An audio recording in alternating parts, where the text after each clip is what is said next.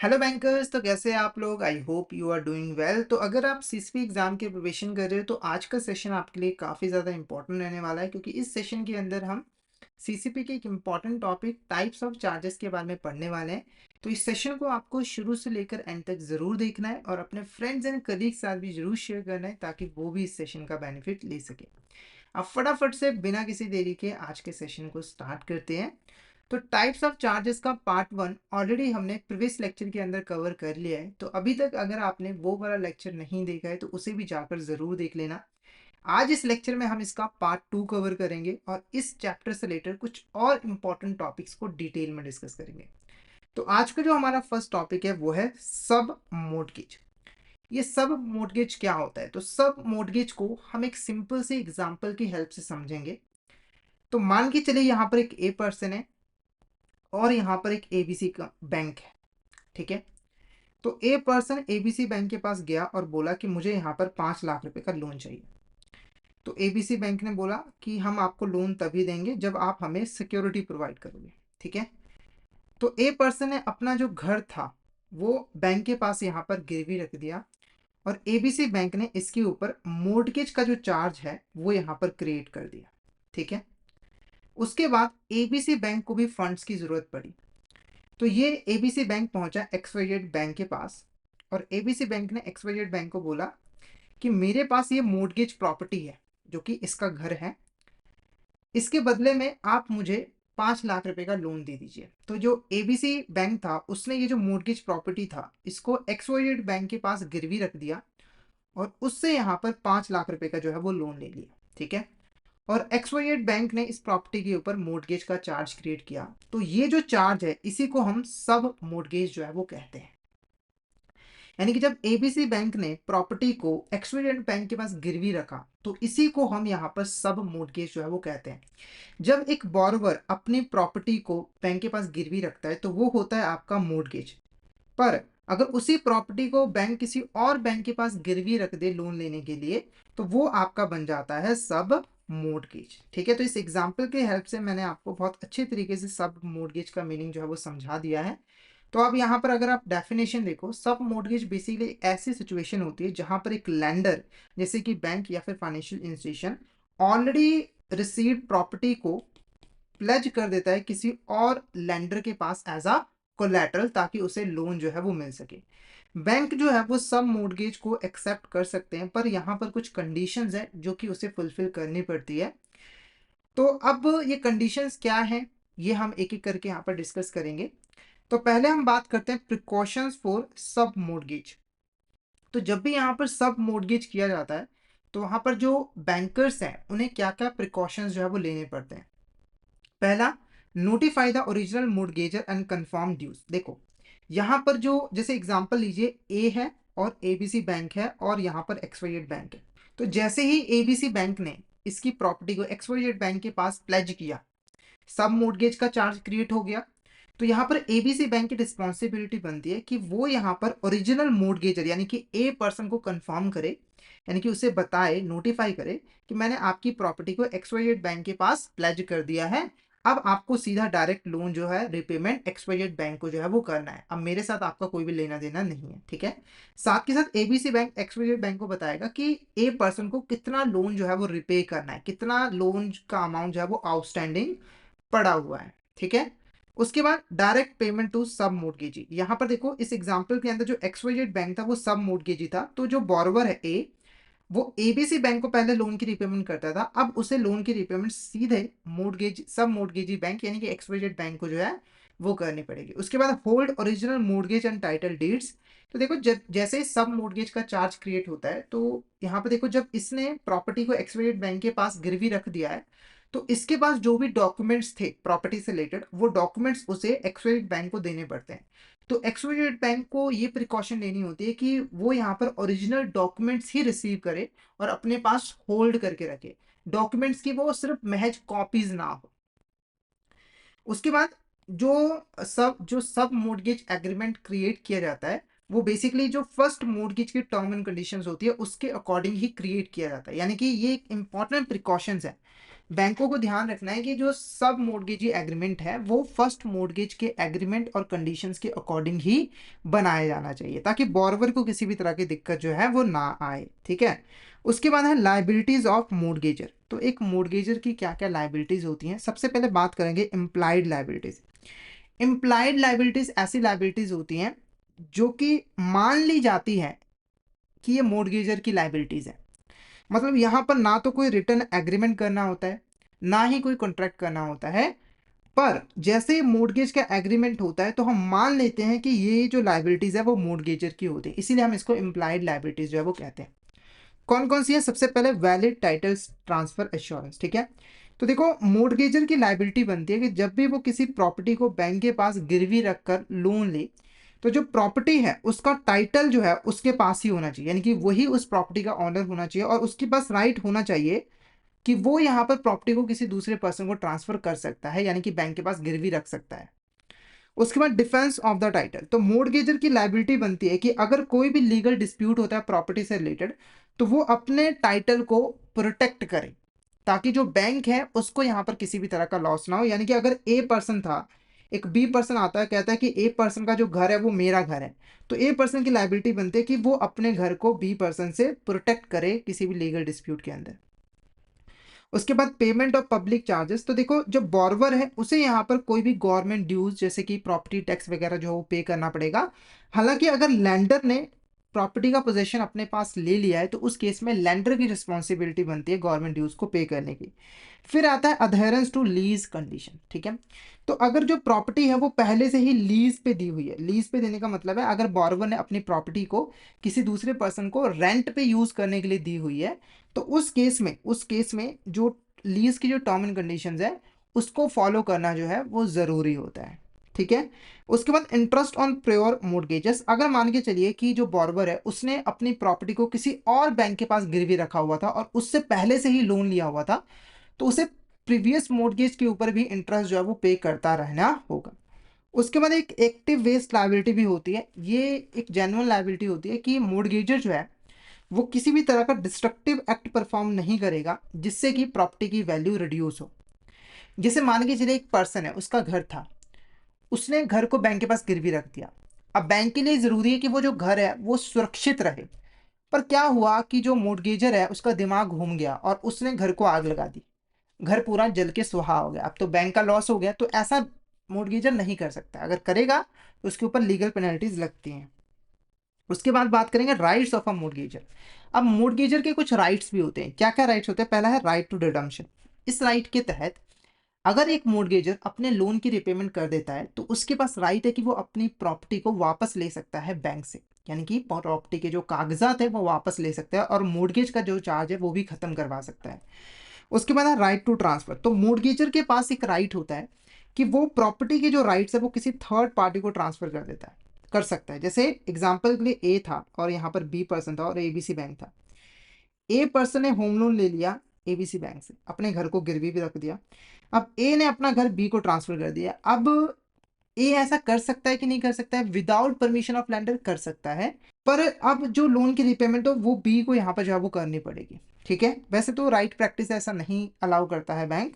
उसके बाद है राइट टू इंस्पेक्ट डॉक्यूमेंट। अब देखो, अगर मान के चलिए कि जो ए पर्सन है उसने अपने प्रॉपर्टी के जो डॉक्यूमेंट्स है वो बैंक को दिए हैं, यानी कि इक्विटेबल मोर्गेज का चार्ज क्रिएट किया गया है। अगर इक्विटेबल मोर्गेज नहीं पता है तो प्रीवियस लेक्चर को जाकर देख लीजिएगा, वहां पर हमने डिटेल में डिस्कस किया। तो उस केस में बॉर्वर के पास राइट है कि वो समय समय पे चेक करता रहे कि जो डॉक्यूमेंट्स है वो लैंडर के पास है या फिर नहीं है। क्योंकि हो सकता है ना कि बैंक डॉक्यूमेंट्स को खो दे, या फिर डॉक्यूमेंट्स गुम हो जाए, या फिर कोई और प्रॉब्लम हो जाए। तो बोरवर के पास राइट है कि वो समय समय पर चेक कर सकता है कि मोर्टगेजी ने अपने पास डॉक्यूमेंट प्रॉपरली होल्ड करके रखे हैं या फिर नहीं रखे हैं। और अगर बाई चांस बोरवर को डॉक्यूमेंट्स के कॉपीज की जरूरत पड़ती है तो वो कॉपीज भी मांग सकता है। उसके बाद right to recover possession and title deeds. तो बोरवर के पास राइट है कि वो रिपेमेंट के बाद प्रॉपर्टी का भी पोजीशन अब वापस ले सकता है और ओरिजिनल डॉक्यूमेंट्स भी वापस ले सकता है, और वो लेता ही है। उसके property to right to property improvement. तो बोरवर के पास ये भी राइट होता है कि वो प्रॉपर्टी को इंप्रूव भी करवा सकता है। देखो जैसे अगर बोरोवर का घर है, ठीक है, तो अब उसकी फैमिली बढ़ रही है, उसके बच्चे बड़े हो रहे हैं, तो वो कह रहा है एक और फ्लोर बना लो। तो क्या बना सकता है? बिल्कुल बना सकता है, बिना बैंक की परमिशन के भी बना सकता है। इससे तो बैंक को फायदा ही होगा, बैंक को नुकसान नहीं होगा। उसके बाद राइट टू लीज रिन्यूअल्स। अगर मान के चलिए कि प्रॉपर्टी लीज पे दी हुई है, ठीक है, और मोर्टगेज के बाद लीज को दोबारा से रीन्यू किया गया है, और उससे अगर कोई बेनिफिट मिला है, कोई भी बेनिफिट अगर मिला है बोरोवर को, तो वो बेनिफिट बोरोवर के पास ही जाएगा, बैंक के पास नहीं जाएगा। उसके बाद राइट टू लीज प्रॉपर्टी। तो अगर मान के चलिए कि एक पर्सन ने अपने घर को बैंक के पास गिरवी रख दिया है, उसके बाद भी पर्सन के पास राइट है कि वो उस प्रॉपर्टी को, यानी कि हाउस को, किसी दूसरे पर्सन को लीज पे दे सकता है, यानी कि रेंट पे दे सकता है। उसके बाद कुछ राइट्स होते हैं मोर्टगेजी के। मोर्टगेजी के क्या क्या राइट होता है? पहला इंपॉर्टेंट राइट होता है राइट टू फोरक्लोजर। इस राइट के तहत अगर बाई चांस बोरोवर ने डिफॉल्ट कर दिया है, तो लैंडर जो है उसके पास राइट है कि वो यहाँ पर प्रॉपर्टी को अपने पोजेशन में ले सकता है, और बोरोवर को प्रॉपर्टी को रिक्लेम करने से रोक सकता है। राइट फ्लो फोल क्रूज का मतलब है कि बैंक के पास राइट है कि वो प्रॉपर्टी को अपने पोजीशन में ले सकता है और बोरोवर को वहां से हटा सकता है। राइट टू सेल, इसके अंदर बैंक की, यानी कि लेंडर के पास राइट है, लीगल राइट है कि वो मोर्टगेज प्रॉपर्टी को सेल करके अपना पैसा जो है वो रिकवर कर सकता है, लोन अमाउंट को रिकवर कर सकता है। पर ध्यान में रखना है कि ये दोनों राइट, राइट ऑफ फोल क्लोजर और राइट टू सेल, ये तब अराइज होते हैं जब बोरोवर डिफॉल्ट कर देता है, यानी कि वो पेमेंट नहीं कर रहा होता है। उससे पहले इसको यूज नहीं किया जा सकता। उसके बाद राइट टू स्यू। अगर मान के चलिए कि प्रॉपर्टी को सेल करने के बाद भी लोन अमाउंट कवर नहीं होता है, जैसे अगर मान के चलिए कि लोन था 10 लाख रुपए का, प्रॉपर्टी को सेल किया तो 8 लाख रुपए ही मिले, अब 2 लाख रुपए और है, तो बैंक के पास राइट है कि वो 2 लाख रिकवर करने के लिए बोरोवर के ऊपर लीगल केस कर सकता है, उसको स्यू कर सकता है। उसके बाद right to sale without court intervention SARFAESI act. तो देखो अगर इक्विटेबल मोर्टगेज किया हुआ है, अगर बैंक ने इक्विटेबल मोर्टगेज का चार्ज क्रिएट किया है प्रॉपर्टी के ऊपर, यानी कि उसके पास प्रॉपर्टी के टाइटल डीड्स हैं, तो उस केस में बैंक के पास राइट है कि वो बिना कोर्ट में जाए प्रॉपर्टी को अपने पोजेशन में ले सकता है, सेल करके अपना पैसा रिकवर कर सकता है। उसके बाद राइट टू रीएम्बर्समेंट। अगर मान के चलिए लैंडर ने प्रॉपर्टी को सिक्योर तरीके से प्रोटेक्ट करके रखने में या फिर मेंटेन करने में कोई भी खर्च किया है, तो वो भी क्लेम कर सकता है बोरोवर से, ठीक है। फिर है राइट टू इंश्योर। लैंडर के पास राइट है कि वो प्रॉपर्टी को इंश्योर करवा सकता है। वैसे तो इंश्योरेंस बोरोवर को ही करवानी पड़ती है, ये कंपलसरी होता है, फिर भी लैंडर अगर चाहे तो वो प्रॉपर्टी को करवा सकता है, इंश्योरेंस करवा सकता है, ताकि वो अपने फाइनेंशियल इंटरेस्ट को प्रोटेक्ट कर सके। अगर कोई लॉस हो भी जाए तो वो इंश्योरेंस कंपनी से खुद को कंपनसेट करवा ले। उसके बाद है राइट टू सेल प्रोसीड्स, ठीक है। तो अगर प्रॉपर्टी को सेल किया जाता है तो पहले जो पैसा है वो लैंडर को मिलता है, उसके बाद ही पैसा किसी और पार्टीज को मिलता है, यानी कि लैंडर को प्रायोरिटी मिलती है। अब यहाँ पर बात करते हैं difference between simple and equitable mortgage. तो सिंपल और इक्विटेबल मॉर्गेज के बीच में डिफरेंस क्या होता है? वैसे तो मैंने आपको दोनों ही अच्छे तरीके से समझा दिए थे। मेथड की बात करें तो जो मॉर्गेजर होता है वो पर्सनली खुद को बाइंड करता है रिपेमेंट के लिए, यानी कि यहाँ पर कोई भी टाइटल डीड्स या डॉक्यूमेंट्स बैंक के पास नहीं डिपॉजिट करवाए जाते हैं। और इक्विटेबल मोड के अंदर जो मोर्गेज के अंदर जो टाइटल डीड्स होते हैं वो यहाँ पर बैंक के पास जो है वो डिपॉजिट करवाए जाते हैं। डॉक्यूमेंटेशन की अगर हम बात करें तो यहाँ पर डीड को रजिस्टर करवाना काफ़ी ज़्यादा ज़रूरी होता है, यानी कि मॉर्गेज के चार्ज को रजिस्टर करवाना काफ़ी ज़्यादा ज़रूरी होता है, और यहाँ पर कोई भी रिटर्न एग्रीमेंट करने की ज़रूरत नहीं होती है, मैंडेटरी नहीं होता है। टाइटल रिक्वायरमेंट की बात करें तो क्लियरली इस्टेब्लिश इंटरेस्ट होना चाहिए प्रॉपर्टी के अंदर, और यहाँ पर जो ओरिजिनल टाइटल डीड्स हैं जो कि मॉर्गेजर के इंटरेस्ट को शो करेंगे वो ज़रूरत होती है। नेक्स्ट है आपका आपका यहाँ पर सरसई रजिस्ट्रेशन, ठीक है। सबसे पहले ये सरसई क्या है, इसको यहाँ पर थोड़ा समझते हैं। सरसई का फुल फॉर्म है central registry of securitising asset reconstruction and security interest of India. ये बेसिकली गवर्नमेंट ऑफ इंडिया की कंपनी है, जिसे सरफेसी एक्ट के अंदर जो है वो बनाया गया है। और ये जो सरसई है ये बेसिकली एक रजिस्ट्री है, जो कि यहाँ पर जितने भी चार्ज क्रिएट किए जाते हैं एसेट्स के ऊपर, उसका रिकॉर्ड जो है वो अपने पास मेंटेन करके रखती है। जैसे कि अगर कोई बैंक है, अगर यहाँ पर कोई बैंक है, उसने प्लेज का चार्ज क्रिएट किया है, या फिर हाइपोथिकेशन का चार्ज क्रिएट किया है, या फिर मोर्गेज का चार्ज क्रिएट किया है, तो वो इस चार्ज को सरसई के अंदर जो है वो रजिस्टर करवाती है। और ये करवाना काफ़ी ज़्यादा ज़रूरी होता है, क्योंकि अगर किसी चार्ज को सरसई के अंदर रजिस्टर नहीं करवाया गया है तो उसका यूज़ हम कोर्ट वगैरह में नहीं कर सकते, वो लीगली एनफोर्सिएबल नहीं रहता है, ठीक है। अब सरसई को क्यों बनाया गया था, तो आपको ये पता लग गया है कि ये कंपनी है, इसे सरफेसी एक्ट 2002 के अंदर बनाया गया था। कब बनाया गया था? 2011 के अंदर। अब क्यों बनाया गया था वो डिस्कस कर लेते हैं। तो देखो पहले क्या होता था कि एक एक बोरोवर जो था वो एक ही प्रॉपर्टी को गिरवी रखकर मल्टीपल बैंक से लोन ले लेता था। जिससे आगे चलकर फ्रॉड हो जाता था। जैसे एग्जाम्पल के मान के चलिए, एक यहाँ पर एबीसी बैंक है, ठीक है, एक एबीसी बैंक है, एक यहाँ पर एक्सवाइजेड बैंक है, ठीक है। तो यहाँ पर एक एक्स पर्सन था, इसके पास अपना एक घर था, उसने अपने घर को गिरवी रख के एबीसी बैंक से 5 लाख का लोन लिया। उसके बाद एक्स पर्सन ने एक्सवाइजेड बैंक के पास यही घर गिरवी रखकर 5 लाख रुपए का लोन ले लिया। अब इसने टोटल 10 लाख रुपए का लोन लिया, मान लो घर की जो वैल्यू 5 लाख की है, अब इसने कर दिया डिफॉल्ट। अब देखो इनमें से एक बैंक को तो यहाँ पर लॉस होना ही होना है। तो इस तरह की सिचुएशन को प्रिवेंट करने के लिए ही सरसई को बनाया गया था। अब ऐसा पॉसिबल कैसे हो पाता था? देखो, पहले चार्ज को रजिस्टर नहीं करवाते थे हम, मतलब करवाते भी थे तो एक सेंट्रल रजिस्ट्री नहीं होती थी, जिसकी वजह से बैंकों को आपस में पता नहीं लगता था कि इस प्रॉपर्टी पे पहले से कोई चार्ज क्रिएट किया गया है या फिर नहीं किया गया। पर अब क्या है कि जैसे ही एक्स पर्सन एबीसी बैंक के पास जाएगा, 5 लाख रुपए का लोन लेगा, अपना घर गिरवी रखेगा, तो एबीसी बैंक इसके ऊपर मोर्गेज का चार्ज क्रिएट करेगा और मोर्गेज का चार्ज जो है वो सरसई के अंदर रजिस्टर करवा दिया जाएगा। जिससे होगा क्या कि जब ये एक्सवाइजेड बैंक के पास लोन लेने के लिए जाएगा तो एक्सवाइजेड बैंक को पहले ही पता लग जाएगा कि इस घर के ऊपर पहले ही मोर्गेज का चार्ज क्रिएट किया हुआ, जिससे ये लोन देने से बच जाएगा, यानी कि वो लोन जो है वो नहीं देगा, जिससे हम multiple lending against the same asset जैसे फ्रॉड को प्रिवेंट कर सकते हैं। ठीक है, तो यहाँ पर सरसई का मीनिंग आपको क्लियर हो गया है। सरसई एक गवर्नमेंट ओन्ड कंपनी है जो कि एक रजिस्टर मेंटेन करती है, जिसके अंदर सभी तरह के सिक्योरिटी इंटरेस्ट जो कि प्रॉपर्टीज के ऊपर क्रिएट किए जाते हैं उसको रिकॉर्ड करके रखा जाता है। अगर हम यहाँ पर की स्टेक होल्डर्स की बात करें तो वो है आपके सेंट्रल गवर्नमेंट, जिसके पास 51% शेयर्स है, फिर आपके सिलेक्टेड पब्लिक सेक्टर बैंक्स और आपके यहाँ पर national housing banks. Public sector banks basically government owned banks ही होती हैं और नेशनल हाउसिंग बैंक भी गवर्नमेंट ओन्ड ही रहती है, मतलब गवर्नमेंट का ही इसके ऊपर पूरा कंट्रोल होता है। ठीक है, उसके बाद बात करते हैं मैंडेटरी रजिस्ट्रेशन विद सरसई। अब कुछ ऐसे चार्ज हैं जिसको मैंडेटली आपको सरसई के अंदर रजिस्टर करवाना पड़ेगा। वो चार्ज कौन है? सबसे पहले, अगर यहाँ पर मोर्गेज का चार्ज क्रिएट किया गया है और मोर्गेज का चार्ज क्रिएट किया गया है डिपॉजिट ऑफ टाइटल डीड्स करके, तो इक्विटेबल मोर्गेज हो गया, तो इसके भी रजिस्टर करवाना जरूरी है।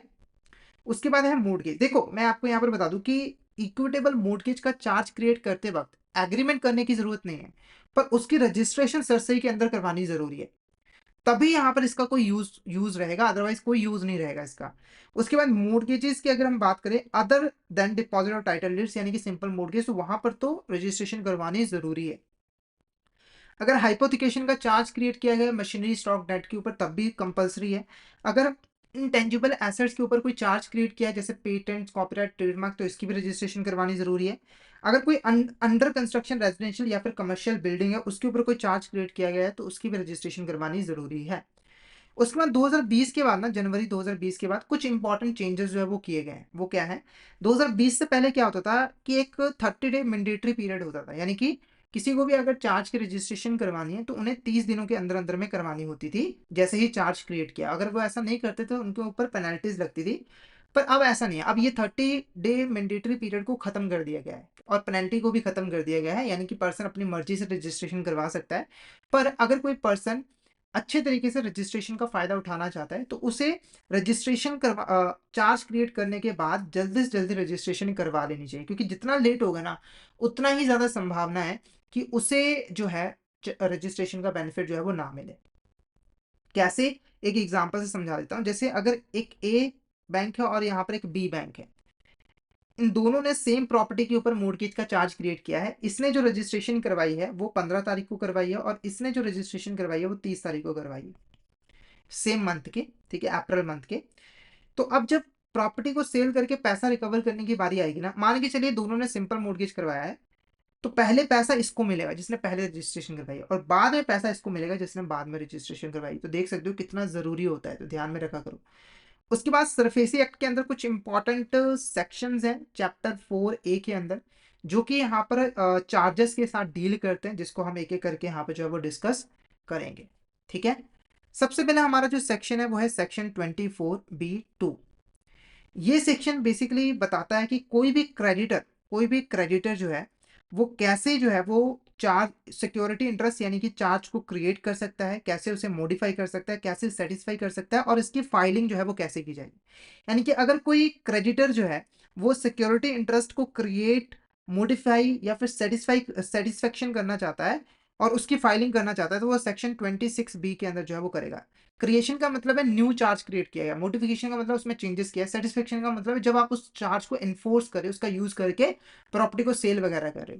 उसके बाद सेक्शन 26B3 जो नॉन सिक्योर्ड क्रेडिटर्स हैं वो यहाँ पर सरफेसी एक्ट के अंदर सिक्योरिटी इंटरेस्ट को एनफोर्स नहीं कर सकते। इसका क्या मतलब है, देखो अगर अगर आपने कोई भी लोन दिया है, जैसे आपने यहाँ पर होम लोन दिया है और वहां पर इक्विटेबल मोर्गेज का चार्ज है वो क्रिएट किया है, ठीक है, तो ये एक सिक्योर लोन है, तो आप सरफेसी एक्ट के अंदर इस चार्ज को यानी कि सिक्योरिटी इंटरेस्ट को एनफोर्स कर सकते हो, प्रॉपर्टी को सेल करके अपना पैसा रिकवर कर सकते हो।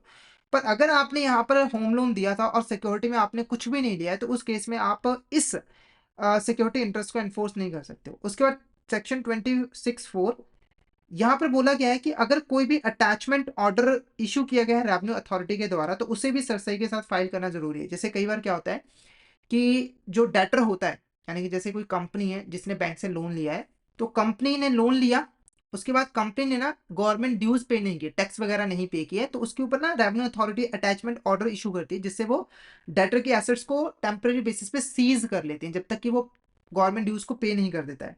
तो अगर ऐसी कोई अटैचमेंट ऑर्डर पास किया गया है तो रजिस्ट्रेशन के वक्त सरसई के अंदर इसे भी फाइल करना जरूरी है।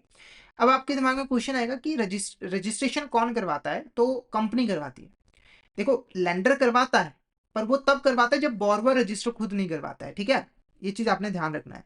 नॉर्मली बॉर्बर ही रजिस्ट्रेशन करवाता है। उसके बाद सेक्शन 26(5) कोर्ट ट्रिब्यूनल, अगर कोई कोर्ट या फिर ट्रिब्यूनल ने कोई अटैचमेंट ऑर्डर पास किया है तो उसे भी सरसरी के अंदर जो है वो फाइल करना जरूरी है। उसके बाद सेक्शन 26(1) तो यहाँ पर देखो अगर कोई भी चार्ज की रजिस्ट्रेशन करवाई जाती है तो उसे पब्लिक नोटिस के इक्वल ही माना जाता है, यानी कि अगर कोई रजिस्ट्रेशन हो गई है तो ये पब्लिक नोटिस के इक्वल है। पब्लिक नोटिस होता है जिससे हम पब्लिक को बताते हैं कि ये पर्टिकुलर चीज हुई है, रजिस्ट्रेशन करवाई गई है, तो वो पब्लिक नोटिस ही माना जाता है, अलग से पब्लिक नोटिस देने की जरूरत नहीं होती है। उसके बाद है यहाँ पर सेक्शन 26(C)(2) तो यहाँ पे देखो जैसे मैंने अभी आपको एग्जांपल दी थी कि जो प्रायोरिटी है, यानी कि अगर दो लैंडर है उन्होंने सेम प्रॉपर्टी के ऊपर मोर्गेज का चार्ज क्रिएट किया है तो पहले पैसा किसे मिलेगा, तो प्रायोरिटी डिटरमाइन की जाती है डेट और टाइमिंग ऑफ फाइलिंग, यानी कि सरसई के अंदर फाइलिंग कब की गई, रजिस्ट्रेशन कब करवाई गई है, जो पहले फाइलिंग करेगा उसे पहली प्रायोरिटी मिलेगी।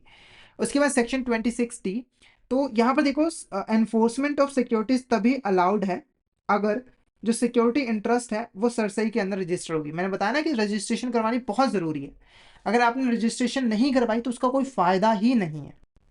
उसके बाद है सेक्शन 26(E) तो यहाँ पर देखो जो सिक्योर्ड क्रेडिटर है, जो रजिस्टर्ड सिक्योर्ड क्रेडिटर है उनको गवर्नमेंट से भी ज्यादा प्रायोरिटी मिलती है। यानी कि अगर मान के चलिए कंपनी है, कंपनी एबीसी, कंपनी एबीसी अब लिक्विडेट हो रही है, तो यहाँ पर देखो अगर कोई रजिस्टर्ड सिक्योर्ड क्रेडिटर है तो पहले पैसा उससे मिलेगा, उसके बाद गवर्नमेंट ड्यूज जो है वो पे किए जाएंगे, जैसे गवर्नमेंट पेनल्टी हो गई, गवर्नमेंट टैक्स हो गया। तो आप देख सकते हो कितना ज्यादा फायदा होता है सोसाइटी के अंदर रजिस्ट्रेशन करवाने का।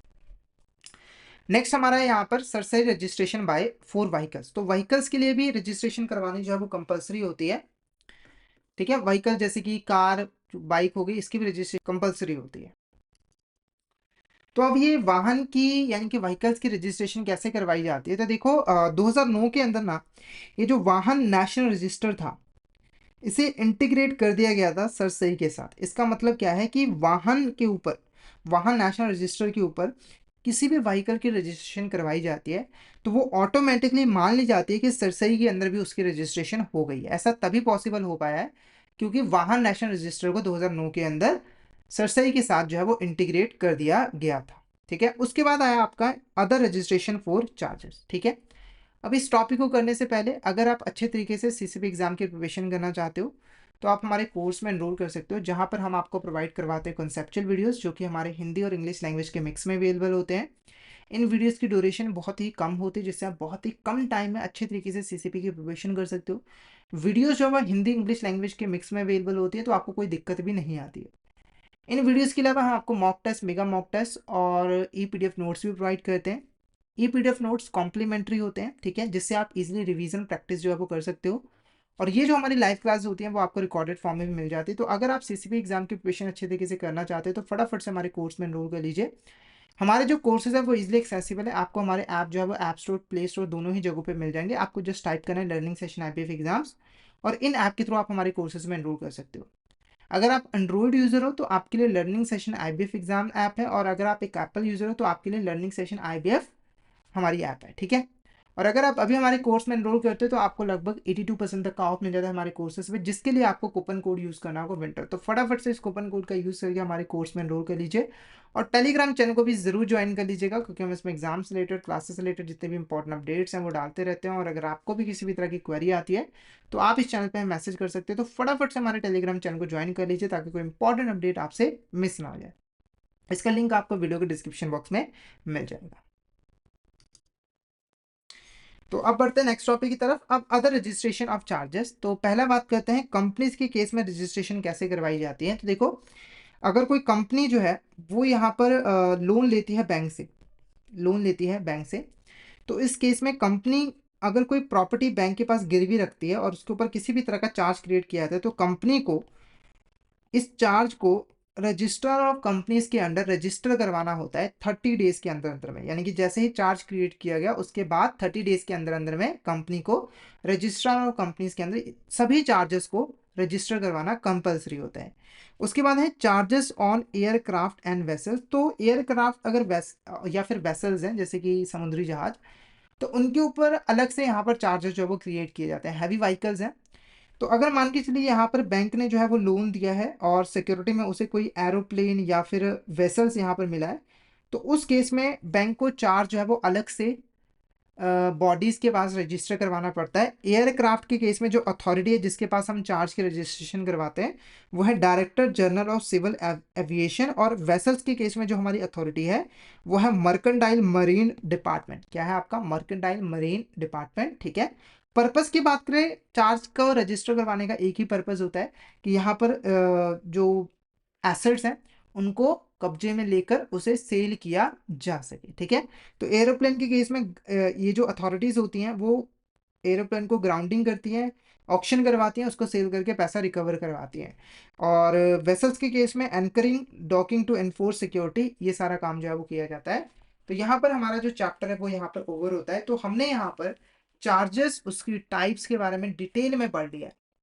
तो अगर हम लेक्चर को पूरा कंक्लूड करें, प्रीवियस लेक्चर को भी हम अगर मिक्स करें, तो चार्जेस क्या होते हैं? चार्जेस बेसिकली एक लीगल राइट होता है लेंडर का, जो कि वो क्रिएट करता है बोरवर की एसेट के ऊपर जब भी वो बोरवर को लोन देता है।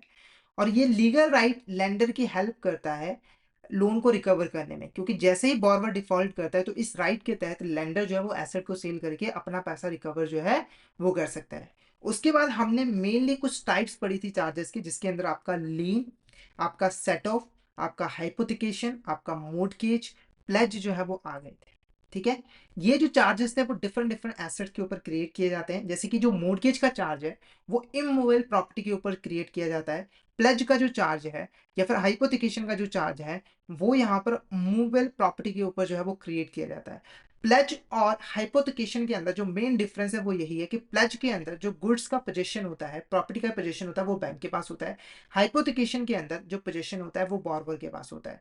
एक चीज और बता दूं कि चार्ज जब भी क्रिएट किया जाता है तो जो ऑनरशिप होती है प्रॉपर्टी की या एसेट की वो बॉर्वर के पास ही रहती है, उसको ट्रांसफर जो है वो नहीं किया जाता है।